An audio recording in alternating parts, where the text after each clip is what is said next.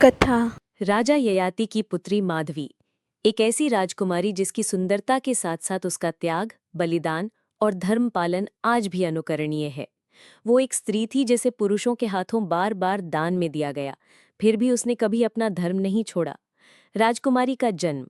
राजा ययाति के 4 पुत्र थे, लेकिन उनकी एकमात्र पुत्री थी माधवी, चंद्रवंशी वंश की अद्वितीय राजकुमारी।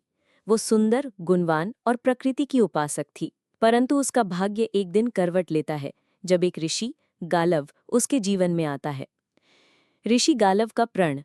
ऋषि गालव अपने गुरु वशिष्ठ से दीक्षा लेने के बाद उन्हें दक्षिणा में 800 श्यामकर्णी घोड़े देने का वचन देता है। परंतु इतने घोड़े कहाँ से मिलते? वो हताश होकर राजा ययाति के पास सहायता मांगता है।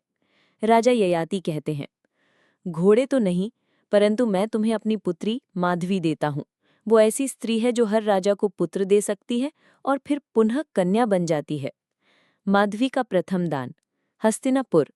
ऋषि गालव माधवी को लेकर राजा हस्तिनापुर के राजा हर्यश्व के पास जाते हैं। राजा कहते हैं, मैं तुम्हें 100 घोड़े दूंगा यदि माधवी मुझे पुत्र दे। माधवी वहां 1 वर्ष रहती है और एक पुत्र को जन्म देती है, वसु। फिर ऋषि उसे वापस लेकर दूसरे राजा के पास जाते हैं, विदर्भ का सम्राट। दूसरा राजा था राजा देवोदास। वही शर्त, 100 घोड़े और एक पुत्र।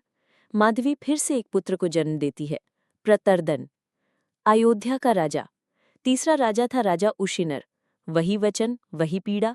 माधवी फिर एक पुत्र को जन्म देती है, शिभी का पुनर्जन्म।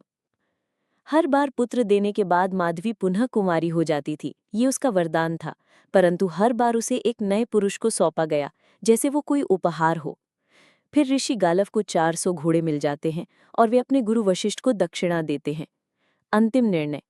ऋषि गालव ने माधवी से विवाह का प्रस्ताव रखा, पर माधवी ने कहा, मैंने अपना जीवन दूसरों के कर्तव्य निभाने में बिता दिया।